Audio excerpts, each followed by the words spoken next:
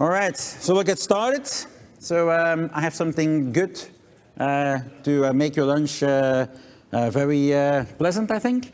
So we are going to talk about building a microservices architecture based on ASP.NET Core. So I'm going to make sure that I finish this presentation in time. So we'll have about 60 minutes to talk about how to do a microservices setup based on .NET Core, on ASP.NET Core.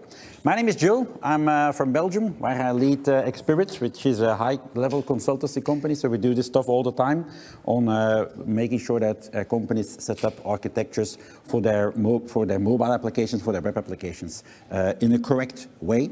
I'm also a Pluralsight author. I've been doing this for close to 10 years, and this is actually a bit of a synopsis, really, of a very large course that I have on microservices architecture on Pluralsight. So if this is to your liking, well, then you can go out to Pluralsight and listen to me for about 5 hours, also maybe good for lunch or to fall asleep, I don't know. And then I will dive a lot deeper into setting up this microservices communication based on ASP.NET Core. If you don't have access to Pluralsight, come up to me after the session. I'll write down your email, and then I can give you a month of free access to access whatever course you want. All right, so since we don't have too much time, let's dive straight in. I'm going to do this using a business case. We're going to look at a fictive company called GloboTicket, which is in need, maybe, of moving to a microservices setup. So that's what we're going to be using. First, I'm going to show you a single microservice, which is actually just an API. And then we're going to start bringing in multiple microservices, and how they are going to communicate, how they're going to relate with one another is what we're going to look at next. So the microservices architecture and the microservices communication part. And if we have time, well, we should have, in fact, also look at how we can connect with these microservices. There are multiple ways of having a front end or multiple front ends connect with that microservices setup. So that's what I'm going to be explaining to you in the next 60 minutes. So as mentioned, we're going to use a fictive company called GloboTicket. And GloboTicket is maybe in need of a microservices setup. Let's see what they are doing. So as the name is already giving away, so GloboTicket is a ticket seller or ticket vendor or reseller company. So they sell tickets for all kinds of concerts and conferences like these. And so they're really a market leader in the ticket selling business. So they're a very global company, and they have a system of selling tickets, of course. And in this fictive application that we're going to be using, the users of the application, so it's really the end user application that we'll be looking at, people can do all kinds of, regular things that you can do with a ticket shop. You can browse the catalog, you can put tickets in your shopping basket. Maybe you have a discount code, so we need to apply that one as well. And then, of course, you can create the order. So then you actually also have to make a payment. And maybe there's also some marketing information that we need to capture based on what tickets people have in their basket. We may also want to give them recommendations on other related sorts of concerts or events in general. So these are the features of the application that we'll be looking at. So instead of talking about it, I'm going to give you a quick demo. So the actual application is not really what matters in this presentation. It's, of course, more the code and how to set up the architecture. But it does give you a bit of a better understanding of the application that we're talking about. I'm going to start it here. You're going to see a lot of APIs booting up, hopefully. There we go. Just a second here. I should have booted this up already, but it actually shouldn't take very long. There we go.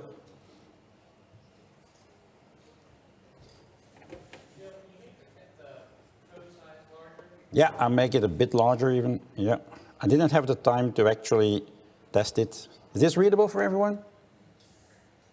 Yeah? I can't see you because of the light on my face. Yeah, there we go. I see some hands going up. All right, so this is GloboTicket. As mentioned, it's a ticket selling website where I can select this ticket, see the details, select the number of tickets I want to add to my basket. This is the shopping cart page, on which I can update, I can apply a discount code. And if I'm good, then I click here on Checkout Now. This will take me to the order page, which I need to fill in quickly because there's some simple validation on there. Let's take this fictive email. There we go. And then we'll place the order. And this will send that off. There's an asynchronous process, we'll talk about that, that is happening right now, which is hopefully accepting my payment. And if we're good, it can take a while, so I'm not sure if it's already going to be there. Then at some point, the order will show up here as maybe gone through with the payment or not. So that's basically the application that we'll use for this presentation. Nothing more, nothing very special. It's just a front end sitting on top of the microservices that we'll take a look at. So now that you know what we're going to be building, let's take a look at the current state at GlobalTicket. So GlobalTicket has been building this application for a long time, and it's been built as a typical monolith. Now, to be clear, there's nothing wrong with a monolithic application. Don't rush out here and go tell your boss or your CTO, whatever, we need to change everything into a microservices setup. That is not the case. I'll talk about why it can be useful, but keep that in mind. Having a monolithic application, there's really nothing wrong with this. Because there's definitely some advantages to having a monolithic application. It's easy to deploy. It's easy to bring new members on the team because its setup is probably easy to understand as well. And it probably is also easy to test because that is one of the downsides that we'll see when building or when going into a microservices setup. It might be more difficult to test. So having a monolithic application, which is what GlobalTicket has at this point, absolutely fine. So this could be a very simple setup in which they have maybe an ASP.NET Core Razor Pages or MVC application, in which they have one overarching application that does pretty much everything. It goes from it handles the event catalog, which has some controllers, some views. Maybe that's an area in an MVC application. Then they have the shopping basket, and they have the discount functionality that handles that discount code that you could enter in your shopping basket as well. So really one application that does it all. But being a ticket selling website, well, they are facing a couple of problems, and I have listed a few of them here. Well, the current application is a 3-tier traditional setup. Nothing wrong with that, we already mentioned that, but it does have, being a ticket selling website, some issues. Maybe here and there, when a conference like this one goes online, there's a very high peak in demand because of everyone willing to be here, and that results in a slow response time and a slow website in general. Everyone is on Twitter these days, so as soon as the site goes down, the CTOs or the CEOs start seeing it on Twitter again. Oh, GlobalTicket is slow again. He doesn't want that anymore. That's definitely one of the issues that we can encounter with such a setup.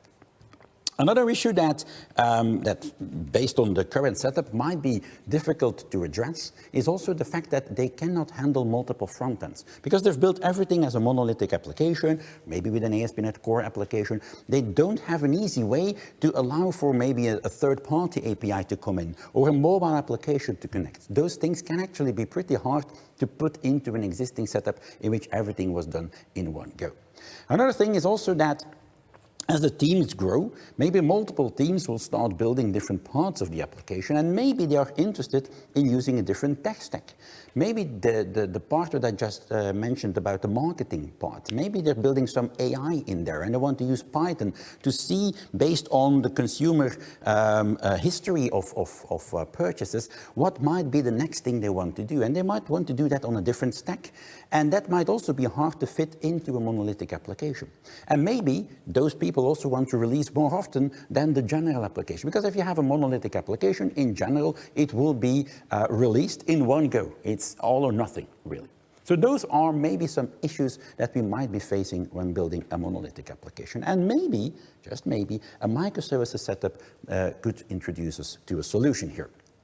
When we're going to introduce microservices at GlobalTicket, we're basically going to be, well, splitting up the application in multiple smaller applications, smaller islands of functionality. That's what I like to call them. Smaller services which are really standalone functionality, standalone applications. They can do everything themselves. They have their own database, they have their own model. We'll talk about that in just a second. They really are islands of functionality that do one thing, one task. Maybe they do the discounts, maybe they do the shopping basket. We'll talk about the different microservices that we'll need, but that's what they'll do. They'll do just one thing.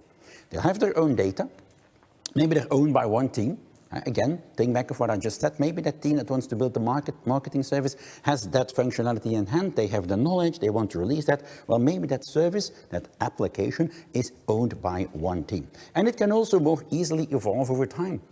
not thinking about machine learning stuff, but maybe we're building with .NET Core and we have a dependency on one particular version of .NET Core, which is blocking the entire application from moving to .NET 6. Well, if we split it up in multiple microservices, well, we can maybe just have one single microservice that needs to stay on an older version, but all the other services can already evolve into the next version. And then we arrive with something like this. High level, we're going to have a front-end application. We'll talk about those by the end of the presentation, that talk with different standalone applications, and those will be the microservices, and those will in fact just be APIs as well. Why they can be a solution? Well, there are different reasons, and I already mentioned quite a few, but like I said, they can be, and notice the quotes around the can, because that is very important. It's not a solution for every problem that you may encounter. It can actually make the creation of larger applications, because microservices are typically used for larger systems. It can make the creation of those a bit simpler. They'll also think back of what I said earlier. One of the problems that Global Ticket was facing was the availability. Maybe when the entire application is just a monolithic application, it can be hard to actually have it be available all the time, since there are separate, since it's just one service that handles everything. If you have microservices, we can more easily tweak and fine-tune, and we can improve the scalability because of the different microservices being in place. And like I already mentioned, it is possible to have different services do or use different technologies. One can use a machine learning setup using Python, another one can use an old version of .NET, and another one can use .NET 6. So you can have different services use different technologies. Now, it is not all good in the land of microservices. Now, I may be painting a picture that is very positive, but it's definitely not always going to be the solution, as I already mentioned. The first thing that is pretty hard to do is finding the different microservices. It's not a very clear cut all the time. This is a demo setup, and of course it's going to be easy to see, well, that's a microservice, and that's a microservice, and that's another one. That works in a demo, but it might not always be the case with your own business domain. So finding what should be a microservice is sometimes hard to do. I already mentioned the fact that it's more difficult to test very often. You're working by default in a distributed system, and distributed systems are hard to test. They're definitely much more difficult to test than having a simple ASP.NET Core application that has everything in one place. And there's going to be other technical challenges that you encounter. Think of the fact that you have different services communicating with one another. If one goes down, well, what happens with the rest of the system? So you'll need to think of things like resiliency. How am I going to retry maybe communicating between a service that is down or something, and how I'm going to retry that communication. And maybe also thinking already about the front end, maybe they need different bits of data. So that's also an issue that we're going to try to solve in this presentation. And in general, the communication between different services is harder. Instead of having just a few classes that need to talk to one another, now you are responsible for having multiple applications communicate with one another. So communication between these services is definitely one of the challenges that you'll come across. So now that we have set the groundwork, I think, for having possibly a solution with microservices at Global Ticket, let's see how we can actually build that. And we'll start with the first one, a simple single microservice. And then we'll start adding the other ones. We'll have them communicate and we'll bring in the front end. So a first microservice. Now, before I show you those microservices and in the first one that we'll start with, let me quickly recap what the application was supposed to do. These are the requirements, typical list of requirements. What are we going to do with the application? We're going to browse the catalog. We're going to be able to add items to the shopping cart. We've seen that. Then we can create the order. We can maybe, while doing so, apply a discount code. Then we can process the payment that you didn't see because that happens in the background. We'll talk about that. And I missed one, I think. And we can also recommend other events. So if you get this list of requirements, in real life it's not often that clear, but I think it's pretty easy to see what are going to be my different microservices. I'm going to have a service that handles everything around the catalog. In this particular case, that is going to, let's say, feed the data that allows me to browse through the different categories. I haven't shown you categories, but they are available in categories, those tickets. But it could also be, this service, let's say, could also possibly handle the admin side of things, maybe creating new types of tickets, or maybe doing a group booking or something. So there could also be an administration side. So everything that evolves, let's say, around ticket, the catalog of tickets, let's say, that is definitely something that is a standalone functionality. That is a first microservice that we've identified. The shopping basket, definitely another one. Keeping track of who has what in their basket is something that is a standalone functionality. We'll see the code of the microservice, of the shopping basket microservice in a minute, because it's a very important one, it's a crucial one. The shopping basket will be the standalone application that keeps track of who has what type of tickets, which quantities, and so on in their baskets. It will also do stuff with the discount code, and that is definitely another microservice that we've identified. There's going to be another service that is maybe checking the discount code against the database. Is that code already used? Is it still valid? And so on and so forth. That is definitely also a standalone functionality that you can wrap inside of a microservice. And there's two more. The order microservice, we'll look at that one as well. That's a very central one in the setup of services that I have. It'll handle ordering. So it basically will go from the items in the shopping basket and move those into the database of the orders. Because that is a different database, that's a different data store that it then handled and is fully controlled, let's say, by the order microservice. Payment. We're going to use a third-party payment system, like Stripe or something, but we're not using that directly from within the application. I'm going to add what I typically tend to refer to as a technical microservice. A service that sits in front of it, let's say a layer that sits in front of your payment system, your external payment system, that handles all the technical details around talking with that external payment system. That's another microservice that we'll have. And then marketing. And another one that is responsible for looking at what people have in the basket and make recommendations as the ones that I refer to as maybe something that you would do with a machine learning solution.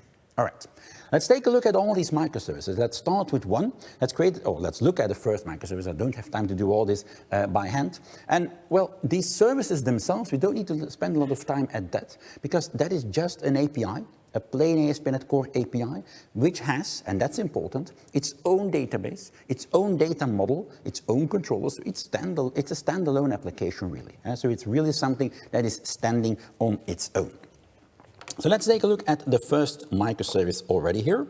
If my mouse wants to work along, there we go. So without going into too much detail here already, let's collapse everything and then we'll zoom in.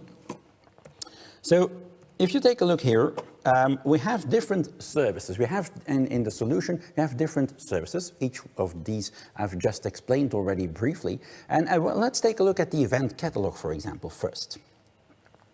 The event catalog is a plain API. It's an ASP.NET Core API. And it has its own data structure. So it has defined its own model.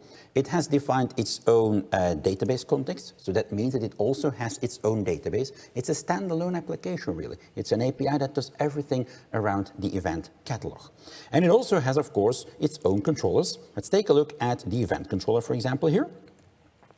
So the event controller is, as I said, an API that is accessible via API/events, a plain event controller which uses some dependency injection and then has this method here to get all the events, as you can see here, and also get an event by ID. Really nothing special, apart from the fact that I want to point your attention to the fact that this is using its own repository, which uses the database context of this system and also has its own database. And in fact, all the other microservices from a high-level perspective are doing exactly the same. We're not here to talk about these individual services, because those you can build using something like clean architecture, for example. That's not really the point here. This is just a standalone application on its own. That's the first API. That's the first microservice that we have identified. Now we need to start looking at how these different services are actually going to work together. Because having a single API, well, that's not what we're here for. I think we already know how to build those. So what is more important, of course, is how to make these different services work together. And that's where the architectural part comes in. Well, this picture, this slide here, should give you a bit of an overview of how these different microservices will interact with one another.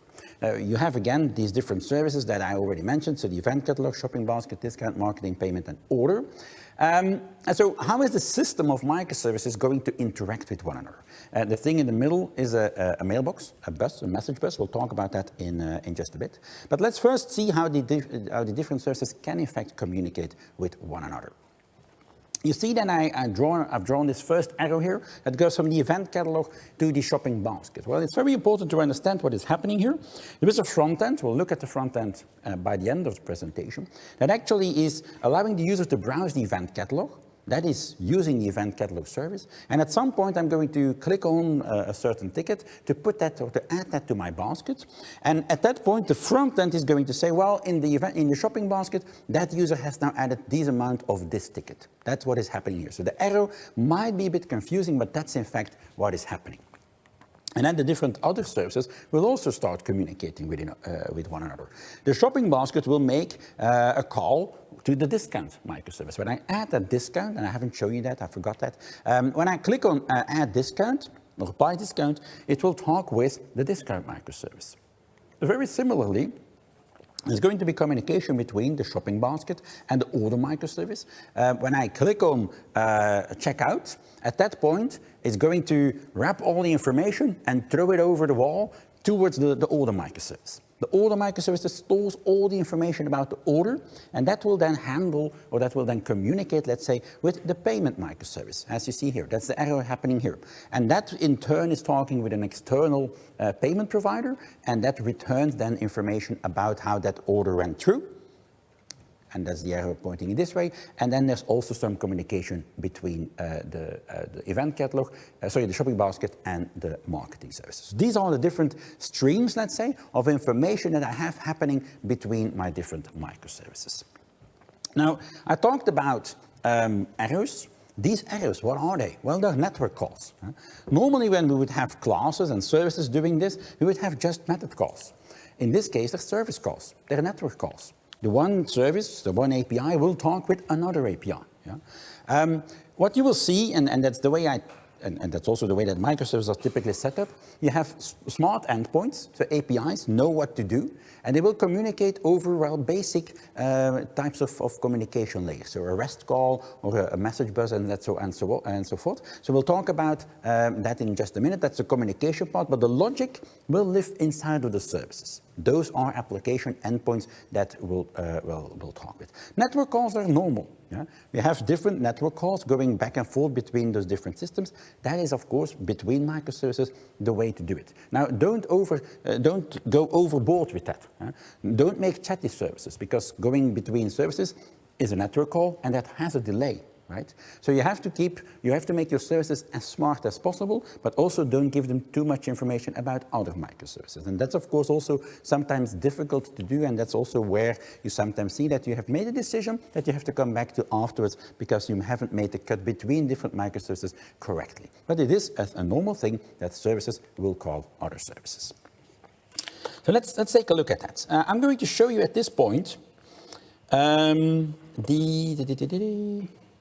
Let's take a look at the shopping basket. Again, the shopping basket, if I zoom in here, you'll see that it's very similar, as again, a repository has models, has a database context. I'm not going to show you that. It's exactly the same structure at this point.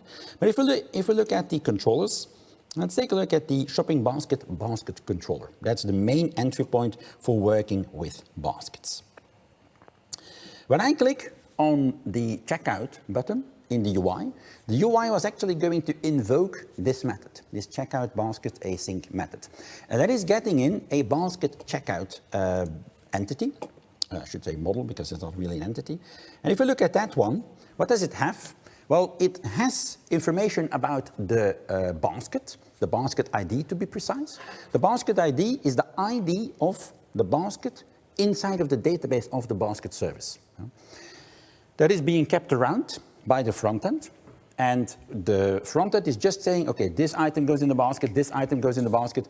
It doesn't do that. It just asks the microservices, the shopping basket microservice, to store all that information in its database. And at this point, when we click on checkout basket, the microservice of the shopping basket knows, hey, this shopping basket is being checked out. I have all that information in my database, so I can handle that perfectly. What is coming in, though, is all the information about the user that the user has entered on the order screen. And at this point, that information comes in, as you can see here. There is no information about which products I'm checking out because I already have that inside of my shopping basket. That is a very important thing to remember here. So what will happen? Based on that basket ID, on line 92, I will actually get the information or get the products, the tickets, which are currently inside of the basket. And then I will actually start the checkout process, right? The order creation process, I should say. And that's what I'm doing here. I'm going to create a new type, a basket checkout message, and I'm going to start filling that with all the information I have. I have the information that was entered by the user on one hand, and I also need information about the basket, and that I get from my local database that was part of the shopping basket database. That is what we see here.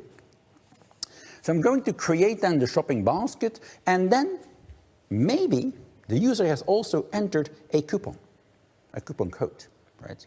Because that coupon code, if you look here, it is also coming along with the basket, with the basket that was entered. Now the basket doesn't know about the coupon codes because that is, we've already seen, a different microservice that handles that. At this point, we are ready basically creating or preparing the order, but we need to do something with the coupon code. So we need to go and invoke another service. That's what we'll look at in the next part, because now we'll need to have multiple microservices communicate with one another. Communication between different microservices is one of the most crucial parts in the setup. Not only do you need to understand where a microservice ends and another one begins, you also need to understand what the technologies and the ways of doing that communication are. There are, of course, different ways of doing that, and the one is, of course, better than the other, and I'll explain both of you. We can do synchronous communication. Synchronous communication is based on a REST call, a gRPC call, maybe a signal call. And it is called synchronous, not because it's not using await async, but it's synchronous because it's going to be, let's say, blocking. One microservice calls another one, and the other one is just waiting to give back, sorry, the first one is waiting for the second one to give a response. So they are, in fact, blocking one another. That's why I talk about synchronous microservice communication. We'll talk about that one first. I will soon see that it's not the ideal solution for many of the problems. A better solution is probably asynchronous communication, where we'll use bus-based communication or broker-based communication between the different microservices. But let's first look at synchronous communication between our different services.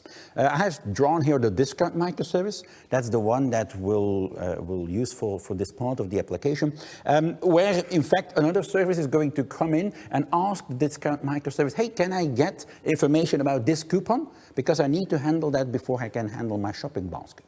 In other words, one API is going to talk in a synchronous way with another API. That's what we'll have here. So we'll have this different microservices directly invoking another API, another microservice. And as mentioned, that is what we have between the shopping basket and the discount microservice. The discount microservice keeps track of all the discount codes, whether it's still applicable, whether it's still valid, and so on and so forth. And it is invoked by another microservice, and that is the shopping basket microservice. And for their communication, they are using a plain HTTP call, so a REST-based call, a REST call that is sitting between them. So let's look at that. So I have here the discount, so this line here, so line 120. On this line, I'm going to basically go out to another service. In the shopping basket service, I need to invoke the discount microservice. Now, I'm using here this getCoupon method. And this getCoupon method uses itself a class that is still part of the shopping basket microservice, and that will invoke, using an HTTP client, the other microservice, the discount microservice. As you can see here, I'm invoking API/discount, and I'm passing in the coupon code. And that is a synchronous call in the sense that the other, so the shopping basket service, needs to wait for this response to come back, right? That is synchronous communication. And while that works, if all is happy and there is no interruptions in network, and there's no delays and so on and so forth, this will work fine, right? If nothing goes wrong, well, then this would work absolutely fine. But like I already said, it could be that there's a lot of people ordering tickets for a certain concert or a certain conference, and then what? It could be that, well, we're not in an ideal situation here. It could be that we end up with a problem on one end. It could be that, that we have heavy load, that we are, in fact, hammering the discount microservice, and it could, in fact, cause the entire system to go down the drain. With synchronous communication, I've listed out a few of the possible issues that we could possibly encounter here. It could be that it becomes a bottleneck. What I was just saying.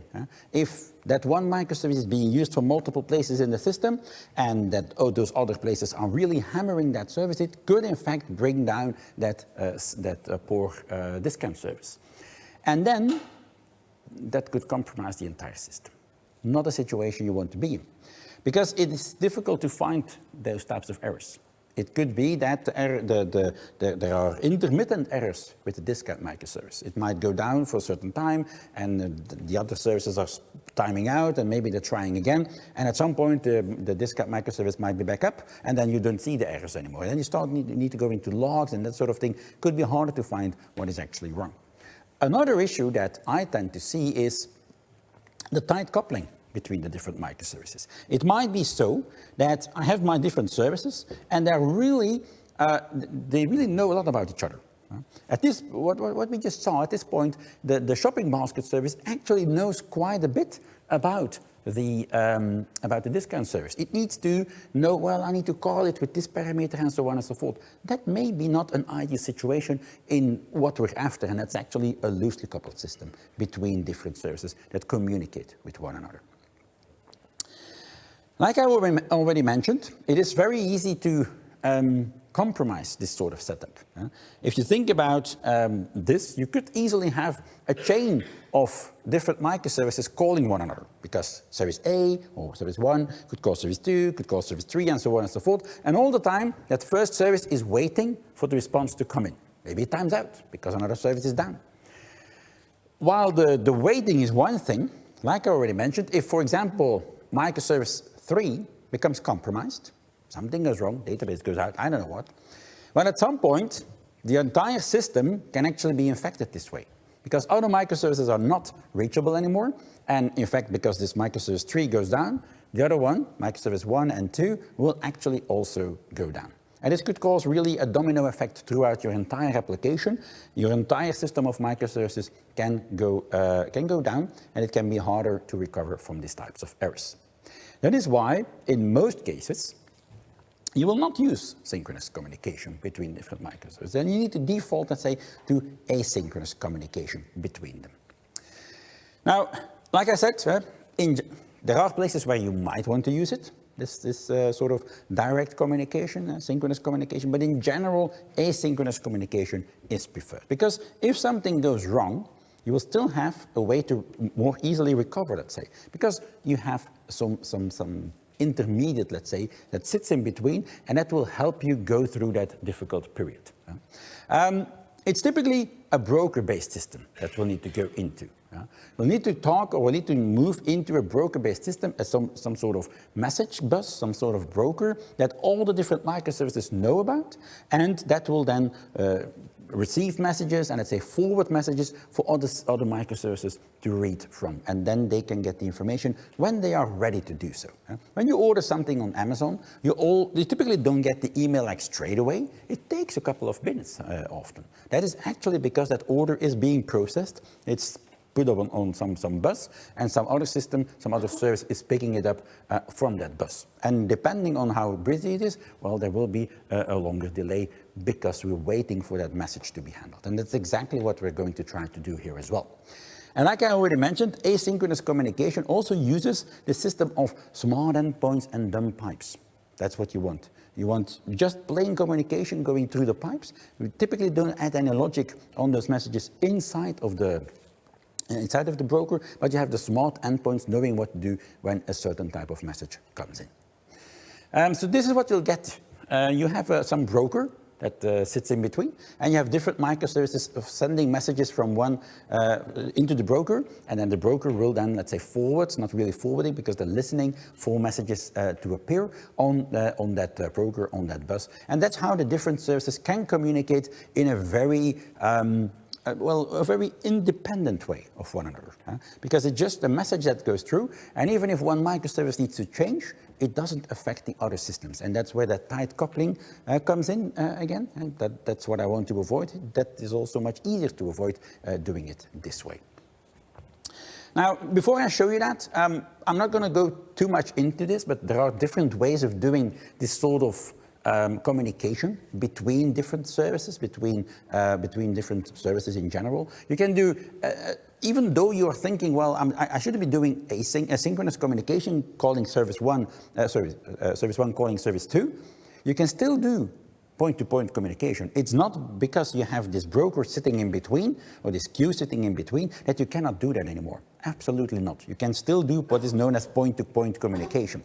Service one, the shopping basket service, maybe directly only talks with the order microservice. Absolutely possible. It will send the message into the queue. That queue keeps those messages around. And when that order microservice is ready, it will pick up that message and it will handle it accordingly. That gives us a much more reliable system. It's very well possible that we have multiple services that are interested in a certain message appearing in the system.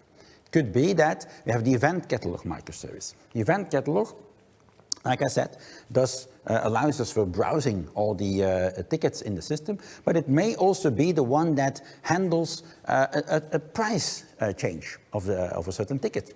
Maybe other microservices need to be, let's say, alerted about that. Well, then the event catalog microservice can send a message into the system, and there can be multiple other services which have registered for that, and they can say, well, I'm interested in when a price change happens, I need to also know about that, and they can, let's say, subscribe to that. Yeah? And it's also possible this way to build a more extensible system.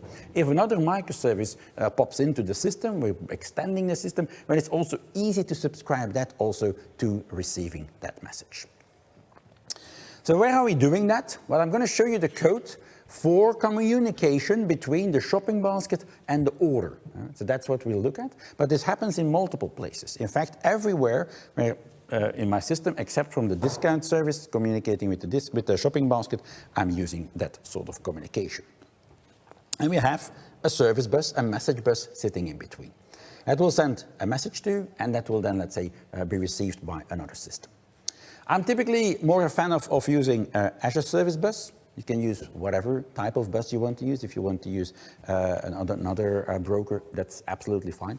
I'm using Azure Service Bus here as well. The only the ways, or the things I typically tend to use here is it's of course cloud-based, so it has a high reliability, but it also has this way of doing topics. Topics allows me to have multiple subscribers on certain messages. That's a very good advantage of this.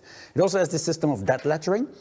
Even if a message cannot be handled or an error appears on another microservice, it will not be discarded entirely. It will be placed on some different queue, and that's a dead letter. The dead letter queue allows me to read through some management or a messaging queue system that you want to look at failed messages. You can look at the dead letter. And it's of course also highly scalable, and that's why we use it in our applications very often as well. Now let's see how we are doing that. How are we doing that asynchronous communication between these different systems? Now we need to look again at the baskets controller. So we had seen this to be synchronous communication. Now we're over here. As you can see here on this line here, it's pretty hard to scroll here with the mouse on this steep desk here.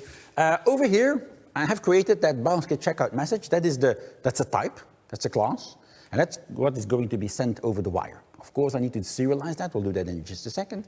But I have created this sort of helper publish message method here on a message bus. Now, what is message bus? Of course, that is actually also a helper class that I wrapped my Azure Service Bus functionality in. I'm not making all my services dependent on Azure Service Bus. I think that would be a bad idea to do it that way, because then if someone decides, well, we're not going to use Azure Service Bus anymore, we're going to use N Service Bus, well, maybe then I have to change all my microservices.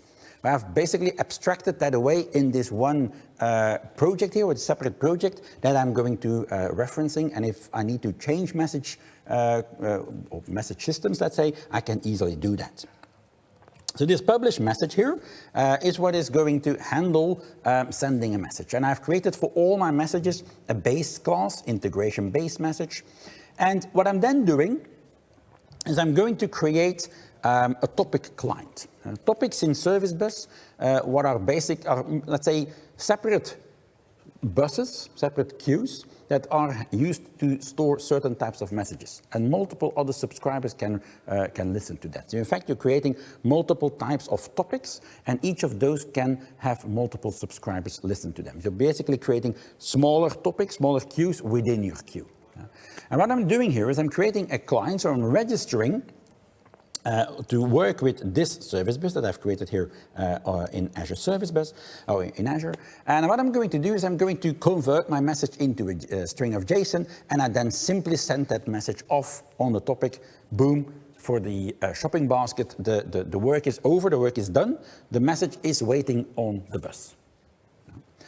On the other receiving end, so this message is now in the bus, on the other receiving end, we have the order service. And that order service is, if we look at it here, it is very well, or it is very interested in receiving those checkout messages, because that's the time it needs to create an order.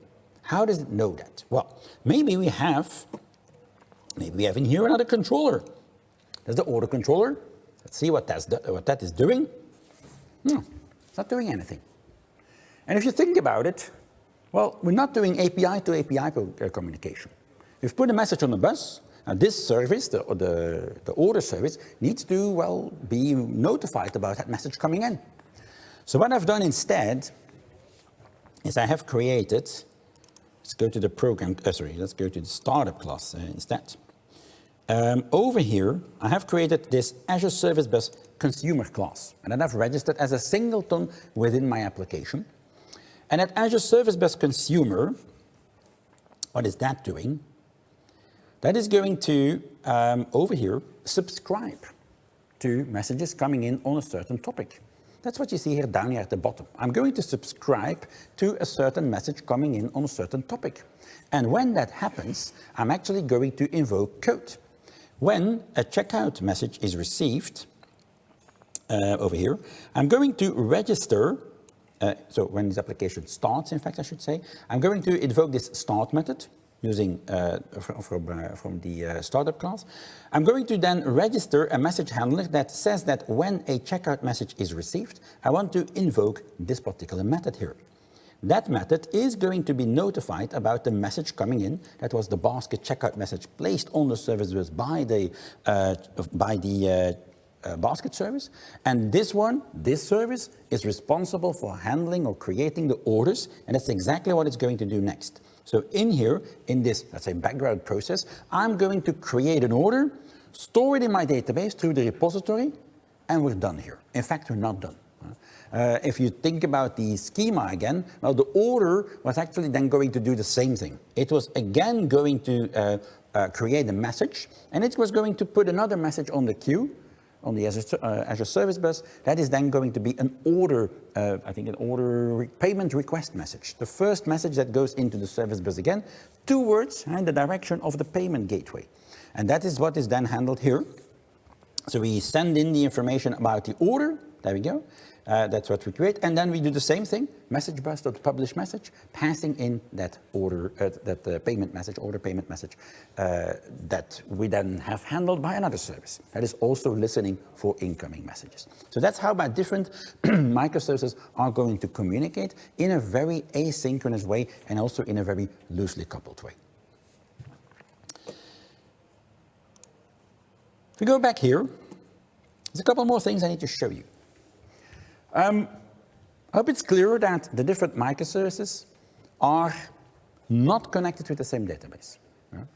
If you see someone doing microservices with the same database, they're not doing it right.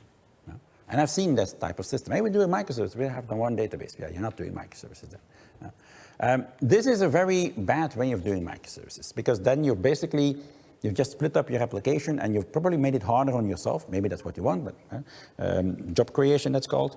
But that's probably not what you want. And you want to do it right, and you probably want to have all of these microservices have their own database.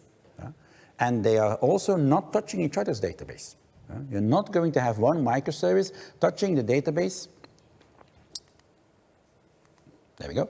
You're not going to have one microservice directly doing something in the database of another microservice. Right? You could just add the connection string from one microservice into the next. Well, again, bad way of doing things. That's not what you want. You want your different microservices to only communicate using messages instead of directly changing something in one another's database. So that's also a way of basically splitting up and making sure that these applications are really standalone. And that's what you want to get to. The final thing that I want to show you here before we look at the front ends is something that is known as eventual consistency. I already mentioned the fact that maybe some ticket changes its price, or the price is changed to the administration pages, which I don't have in this sample, but imagine that also being part of the event catalog. Yeah? It could be that in a monolithic application, when you change it in the database, it's changed for everyone. Everyone knows about it, right? Now maybe I'm changing a price of one ticket in one service, and other services also need to know about that, because the order service keeps track of, the shopping basket service keeps track of, hey, I have 5 tickets of this type with this price in my shopping basket. So it needs to know about the price of that ticket. Again, that is not. Not again. That is something that we need to take into account. And it is known as what is typically known as eventual consistency. It might take a while before all the microservices are aware of a change. And what we need in that case is typically some sort of different type of message, which is known as an integration event. A fire and forget message, typically. One service will say, hey, I have a change in the price. And I'm going to, like I said, the event catalog service might say, I have a price change. I'm going to then publish that into the system. And everyone who is interested in knowing about that price change, well, they need to subscribe. And that is, again, something that is pretty easy to do. I can very easily create a service bus in Azure and create multiple topics on that. And on those topics, I create multiple subscribers. In fact, I can just do it with one topic, I can do it with one topic, and I have multiple subscribers registering for what is typically known as an integration event. I fire a message, price change, into the system, and all the microservices that need to be notified about that will have registered for that price change message, and they will automatically be made aware of a price change to the system. And again, that is something that happens through a service bus much more easily than having direct service communication. If you want to do this with an API call, imagine that a new service comes in. What that would actually mean that you go back to all your other services that do that publishing of that message, that price change. That would make it very hard to maintain your system, because you need to keep track of everything that has changed and all the new services coming in. That would be really hard. This type of communication makes it a lot easier. And the final thing I want to show you, and because we've now seen the different microservices, how can we now work with those? I've shown you the UI. Yeah? But how is that UI in fact communicating with these different microservices? Well, in fact, this is what we've had so far. I haven't shown you the front end. The front end is a plain ASP.NET Core MVC application, so it has just controllers, and it in fact has view services, so classes that basically relieve the controllers from doing too much, but we moved it all into separate classes. But that's not really important for what we're looking at here. What is important is that that MVC application is directly communicating with the different microservices. Direct to microservice communication is what is being used here. Now, it works. It works absolutely fine, but it doesn't always make up for the best way of doing your communication between your front end and your microservices. Because it could be that we have different microservices different front ends communicating with those microservices. You're always going to end up with or information about how the responses of the different microservices need to be combined. And if you have an MVC application and a MAUI application and maybe a third-party API, what you're going to end up with is having to copy that information about combining the responses multiple times into each of these front ends. Typically not what you want. So you will have too much information, let's say, about your different microservices inside of the front end, and that's not what you want. You're also going to have a tight coupling and a more harder time, let's say, to make your microservices evolve. Because if you have your front end directly talking with your microservices change their API, while your front end also needs to change. We're looking for a form of less tight coupling, more loose coupling. Well, then this is often not a good idea. What is often a better idea is, well, putting a layer in between. And that's typically known as a gateway. The gateway is basically, well, let's say an entry point to the microservices solution or microservices setup. Instead of having my front end directly talk with my microservices, I'm going to have a gateway, an extra layer that sits in between, and that can then be shared between multiple applications. So the logic of combining the answers of microservices can actually be moved in here. It is typically something that is used for larger applications, but it's actually something that I tend to do most of the time. And in this case, we often talk about a backend for front end, and I'll talk about that in just a second. Before I do that, one risk that you have by creating a gateway is that that becomes a monolith, because it might end up having too much information about the different microservices. It's something to be aware of. And the place where you would typically end up with that is if you have, if your gateway has or is the front end for multiple types of application, maybe a mobile application and a web application and so on, it might have too much information. And in that case, it's often a better idea to move to multiple gateways. And that's what you see here. So this is what the gateway will do. It will basically be a layer that sits between the front end and the microservices, and it will communicate with the different services. And only the front end knows about the gateway. And it knows nothing about the individual microservices. It only knows about the gateway, and the gateway will do the communication towards the different microservices. Now, like I said, that gateway is at risk of becoming too large. It might know too much about the different microservices, and definitely if you start using it from different front ends, it might become too heavy, and it might turn into a monolith as well. Not what you want. In that case, if you have different front ends communicating with your microservices, that's when you start looking at the backend for front end mechanism. And the backend for front end, that's what you see here, so multiple front ends communicating with the gateway. Like I said, not an ideal situation to be in. So what we are then typically proposing or typically doing is having a specific gateway for a specific front end. Then you have a specific backend for a front end. That's what you see with the BFF pattern or the backend for front end pattern, where you have a front end and a plain MVC front end that has a specific API. Then you have maybe a mobile application built in MAUI or Xamarin, and it has a specific separate BFF for communicating with the microservices, but giving back responses which are specific to your mobile application. And that's what you should actually strive for in this particular case. Let's see if I still have time. Dylan, is it okay if I do another small demo? 2 minutes? Yeah, that's definitely doable. All right, let's quickly do that. So I have it already open here. Actually, you still need to open it here. This is a different solution, and then I can show you how that is set up. So the microservices haven't changed. Nothing has changed there. But we have different front ends. So the actual front end, so the regular one, was this one. That is basically an MVC application. If we look at its controllers, let's look at the event catalog controller. If you look here, that uses the event catalog service. That's a service, a view service really, that does the communication with the backend. And if you look at that, you will see here, down here at the bottom, for example, here we do a get category by ID call, and that goes off to API/events. That is a microservice. So we're going from the front end directly into the microservices. Typically not the ideal situation to be in. No. A better solution is what is also included here, is using different BFFs. As you can see here, I have gateway sitting in between. And that gateway will now be the point of communication between my front end and my microservices. So if we look here at, so as you can see, we have a mobile BFF and a web BFF.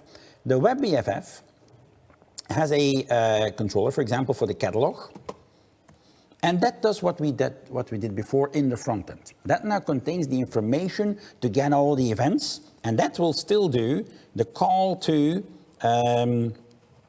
the API call. That's what you see over here. That will actually go out to the microservice itself. But the front end will only know about this gateway.